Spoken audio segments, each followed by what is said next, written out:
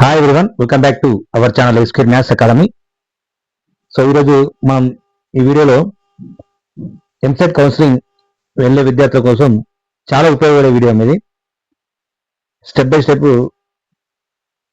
Counselling process అనేది ఎలా జరుగుతుంది, సర్టిఫికేట్ వెరిఫికేషన్లో అవసరమయ్యే సర్టిఫికేట్స్ ఏంటి, కావాల్సిన డాక్యుమెంట్స్ ఏంటి, ఇంకా ఎలా జాగ్రత్తలు తీసుకోవాలనేది ఈరోజు వీడియోలో కంప్లీట్గా తెలుసుకుందాం.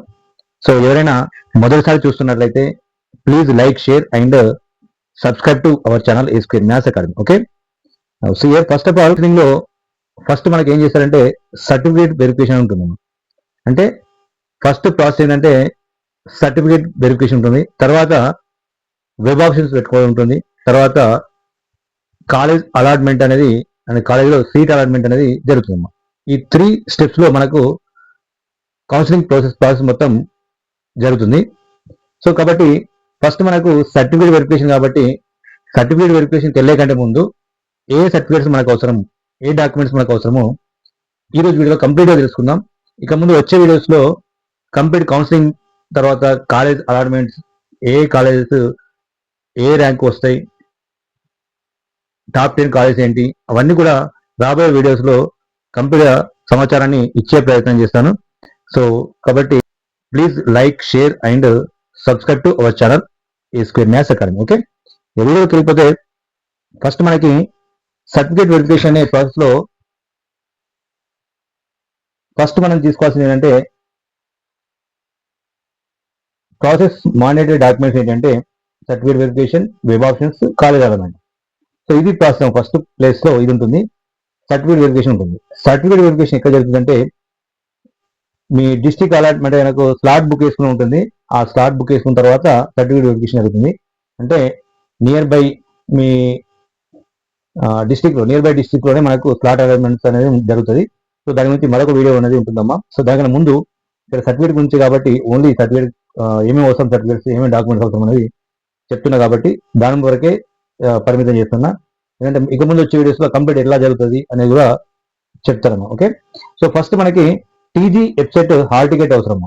హాల్ టికెట్ అనేది నెగ్లెక్ట్ చేస్తారు, కానీ కంపల్సరీ హాల్ టికెట్ రాసిన హాల్ టికెట్, ఎగ్జామ్ రాసిన హాల్ టికెట్ అనేది కంపల్సరీ అవసరమమ్మా. ఎందుకంటే ఎగ్జామ్ రాసిన ప్రూఫ్ హాల్ టికెట్ ని తీసుకోవడం జరుగుతుంది. కాబట్టి చాలా మంది ఏమనుకుంటారు ర్యాంక్ కార్డ్ ఒకటి సరిపోతుంది, హాల్ టికెట్ ఏం అవసరం లేదు అనుకుంటారు, కానీ ఫస్ట్ ఆఫ్ అయితే హాల్ టికెట్ కంపల్సరీ అవసరము. ఓకే, సో తర్వాత సెకండ్ ఏంటంటే ర్యాంక్ కార్డ్ ఉంది. ఓకే, సో ఆల్రెడీ రిజల్ట్ వచ్చేసింది, మీ ర్యాంక్ కార్డు కూడా మీరు డౌన్లోడ్ చేసుకొని పెట్టుకోని చెప్పాను ఇంతకుముందు వీడియోలో. సో అందరూ కూడా ర్యాంక్ కార్డు డౌన్లోడ్ చేసుకొని పెట్టుకుంటారు. దాన్ని 2 సెట్స్గా జిరాక్స్ తీసుకొని పెట్టుకున్నాము. ప్రతిదీ 2 లేదా 3 సెట్స్ ఉంటే ఇంకా మంచిది. హాల్ టికెట్ కూడా 2 సెట్స్ ఇలా. Okay, so rank card qualified details ఉంటాయి అందులో.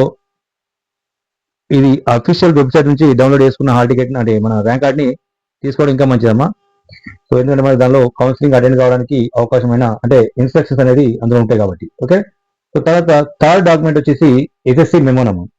SSC memo long memo already మీరు ఇంటర్మీడియట్ ఏ కాలేజ్ అవుతారో ఆ కాలేజీలో ఇచ్చి ఉంటారు. సో దాన్ని మళ్ళీ తీసుకోవాలి లాంగ్ మెమోని. సో ఆ లాంగ్ మెమోని కూడా ఒక 2 సెట్స్ 2 or 3 సెట్స్ జిరాక్స్ తీసుకోండి. అదేవిధంగా ఒరిజినల్ యాజ్ మళ్ళీ అక్కడ ప్రొడ్యూస్ చేసి ఉంటుంది ఎక్కడంటే మన కౌన్సిలింగ్ టైంలో. ఓకేనా, తర్వాత ఇంటర్ మెమో షార్ట్ మెమో, ఎందుకంటే లాంగ్ మెమో ఇప్పుడే రాదు కాలేజీకి రావడానికి టైం పడుతుంది కాబట్టి కాలేజీలోకి లాంగ్ మెమో వస్తుంది. కాబట్టి ఇప్పుడు మీరు ఆన్లైన్ ద్వారా తీసుకునే షార్ట్ మెమో కానీ లేదంటే కాలేజీలో కూడా షార్ట్ మెమో అడుగుతిస్తారు, లేదంటే మీరు ఆన్లైన్లోకి వెళ్ళి తీసుకున్న షార్ట్ మెమో అయినా పర్లేదు. దానిపైన ప్రిన్సిపల్ సైన్ తీసుకుంటే ఇంకా మంచిదమ్మా. Okay right, next inter memo తర్వాత ఇది మెయిన్ అమ్మా, కంపల్సరీ ఉండాల్సిన డాక్యుమెంట్ ఏంటంటే transfer certificate, TC. Okay, so ఇది కూడా 2 or 3 సెట్స్ తీసుకొని పెట్టుకోండి. ఇది ఇంతకుముందు చదివిన కాలేజ్ నుంచి తీసుకునే సర్టిఫికేట్ అనేది. స్టడీ సర్టిఫికేట్స్ 6 to 12 వరకు నీడ్ కంపల్సరీ ఉండాలి. ఇక 1 to 12 వరకు ఉంటే చాలా మంచిది ఇంకా. ఓకే, సో 6 to 12 వరకు ఉంటే సరిపోతుంది. అంటే వీటి ద్వారా మీరు ఏ ప్రాంతంలో చదివారు, అంటే నాన్ లోకలా లోకలా అని వెరిఫై చేయడానికి ఉపయోగపడేది స్టడీ సర్టిఫికేట్స్ అమ్మ.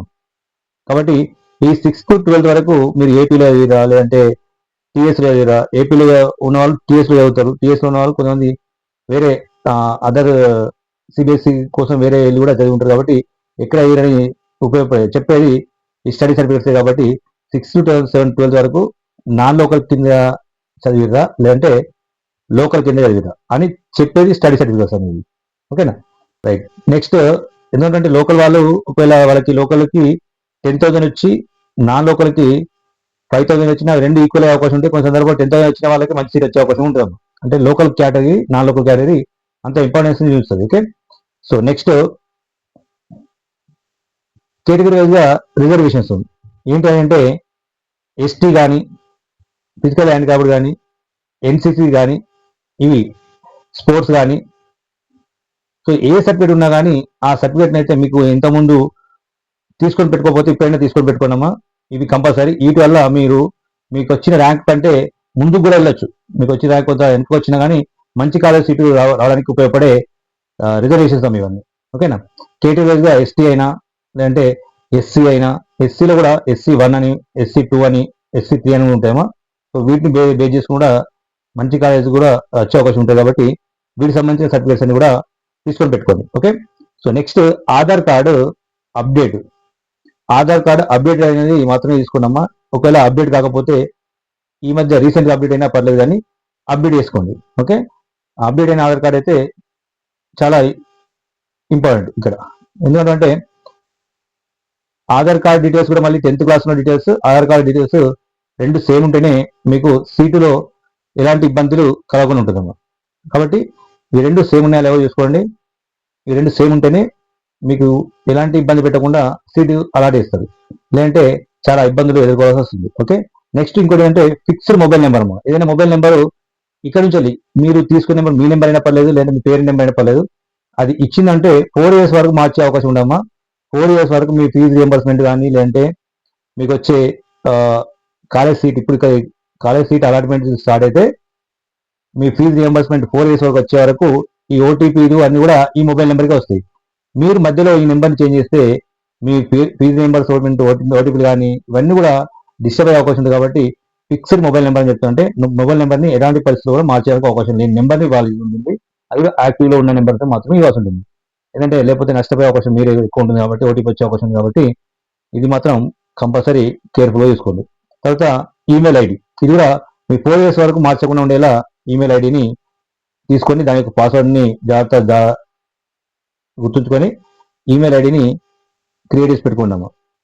ఇది కూడా 4 years వరకు మార్చకుండా ఉండేలా చూసుకోండి. ఓకే, ఎందుకంటే మార్చడానికి అవకాశం ఉండదు, అది గుర్తుంచుకోండి. తర్వాత ఆల్ PDF సర్టిఫికేట్స్ అమ్మా. మీరు ఇవైతే ఉన్నాయి ఇవన్నీ కూడా PDF ఫైల్గా క్రియేట్ చేసి స్కాన్ చేసి ఈమెయిల్లో భద్రపరచుకోండి అమ్మా. ఎందుకంటే ఎప్పుడైనా కానీ అవసరం పడవచ్చు. అవసరం పడి వెంటనే మళ్ళీ ఇవ్వడానికి కాలేజీలో వెళ్తే ఇవ్వరు. కాబట్టి ఈమెయిల్లోనే అనుకోండి, ఎప్పుడప్పుడు మళ్ళీ మీరు తీసుకోవాల్సిన అవకాశం ఉంటుంది. కాబట్టి ఓకేనా, అన్ని కూడా స్కాన్ చేసి ఈమెయిల్ ఐడిలో భద్రపరచుకోండి. ఇవి కూడా 2 sets జిరాక్స్ తీసుకొని పెట్టుకొని ఉంటుంది. Okay, right. Next online payment ఎలా ఉంటుందంటే మీ యొక్క అకౌంట్ డీటెయిల్స్ కూడా అంటే పాస్బుక్, డెబిట్ కార్డు ఇవి రెండు కంపల్సరీ తీసుకొని పెట్టుకోండి. ఇంటర్మీడియట్ వరకు ఒకరు తీసుకొని పెట్టుకుంటే దాన్ని మొత్తం యాక్టివ్లో ఉండేలా చూసుకోండి. ఓకేనా, సో ఎందుకంటే మీ యొక్క ఫీ రియంబర్స్మెంట్ కానీ కాలేజ్ నుంచి ఇంకో కాలేజ్ చేంజ్ అయ్యేటప్పుడు కానీ మీరు కట్టిన ఫీజు అన్ని కూడా మీ అకౌంట్కి ట్రాన్స్ఫర్ కావాలంటే మీ యొక్క అకౌంట్ డీటెయిల్స్ అనేవి ఖచ్చితంగా ప్రాపర్గా ఉండేలా చూసుకున్నట్లయితే మీ యొక్క డబ్బులు ఎటువంటి ఆటంకం లేకుండా మళ్ళీ మీ వరకు వస్తాయి, లేదంటే చాలా ఇబ్బందులు ఎదుర్కొనే అవకాశం ఉంటుంది. ఓకేనా, so next passport size photos కూడా ఒక 50 వరకు ఉంచుకోండి. చాలా సందర్భాల్లో ఫొటోస్ అడుగుతారు కాబట్టి ఒక 50 వరకు తీసుకొని పెట్టుకోండి. ఇంకా ఎక్కువ తీసుకున్న ఇబ్బంది లేదు. ఒక 50 అయితే నియర్ బై మనకైతే కంపల్సరీ అవసరం పడుతుంది. ఓకే, సో నెక్స్ట్ రిజర్వేషన్ పరంగా సర్టిఫికేట్స్ ఏమి అవసరం అంటే ఈడబ్ల్యూఎస్. ఈడబ్ల్యూఎస్ ఉంటే మీకు ర్యాంక్ మంచిగా అంటే కొంచెం ఎక్కువ వచ్చినా కానీ మంచి కాలేజ్ సీట్ అవడానికి ఈ ఈడబ్ల్యూఎస్ సర్టిఫికేట్ ఉపయోగపడుతుంది. ఓకే, ఈడబ్ల్యూఎస్ కూడా రావాలంటే ఇన్కమ్ సర్టిఫికేట్ మళ్ళీ తీసుకోవాల్సి ఉంటుందమ్మా. ఈ ఇన్కమ్ సర్టిఫికేట్తోని ఈడబ్ల్యూఎస్ సర్టిఫికేట్ వస్తుంది. ఈడబ్ల్యూఎస్ సర్టిఫికేట్తో మీ ర్యాంక్ కూడా చేంజ్ అయ్యే అవకాశం ఉంది. కాబట్టి ఈడబ్ల్యూఎస్ ఒకవేళ మీకు ఇన్కమ్ ఉంటే ఈడబ్ల్యూఎస్ కూడా తీసుకోండి. ఎకనామికల్లీ వీకర్ సెక్షన్ కింద ఇన్కమ్తో పాటు ఈడబ్ల్యూఎస్ ఇస్తారు. సో ఇన్కమ్ లేటెస్ట్ ఉండాలి. అది కూడా ఇవన్నీ కూడా ఏప్రిల్ 2026 వరకు ఉంటే అంటే 26 తర్వాత దాని ముందున్న సర్టిఫికేట్ అయినా కానీ అంటే మార్చి అంటే ఈ ఇయర్లో 2026లో ఉన్న సర్టిఫికేట్ అయినా ఓకే. కాకపోతే మీరు ఇంకా ఏప్రిల్ 2026 తర్వాత తీసుకున్నట్లయితే దానికి ఇబ్బందులు ఏమి లేకుండా ఉంటాయమ్మా. 2026లో తీసుకున్న సర్టిఫికేట్ అయినా వ్యాలిడే. కాకపోతే ప్రాపర్గా ఉండాలంటే ఏప్రిల్ 26 తర్వాత తీసుకున్నట్లయితే ఇక దానిలో ఇబ్బంది ఏమి ఉండదు. ఓకే. సో ఇన్కమ్ సర్టిఫికేట్ అయినా కానీ ఈడబ్ల్యూ సర్టిఫికేట్ అయినా ఏప్రిల్ 2026 తర్వాత అయితే ఇక దాని మించి ఏముండదమ్మా, తీసుకునే ప్రయత్నం చేయండి. ఒకవేళ ముందు తీసుకున్నట్లయితే క్యాస్ట్ కూడా 4 years బ్యాక్ కాకుండా 3 మన ఇంటర్మీడియట్ చదువుకున్నప్పుడు తీసుకున్న సర్టిఫికేట్ అయినా పనికి వస్తుంది. ఒకవేళ ఫ్రెష్ అయితే అంటే లేటెస్ట్ అయితే ఏప్రిల్ 2026 తర్వాత తీసుకున్నైతే అదైనా చాలా యూస్ఫుల్ అమ్మా. సో దీనిలో కూడా మైనారిటీ సర్టిఫికేట్స్ ఉంటుంది.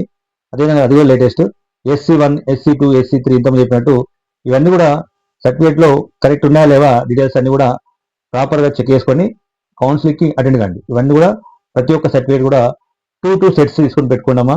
ఈ సర్టిఫికేట్స్ కంపల్సరీ అవసరం పడుతుంది.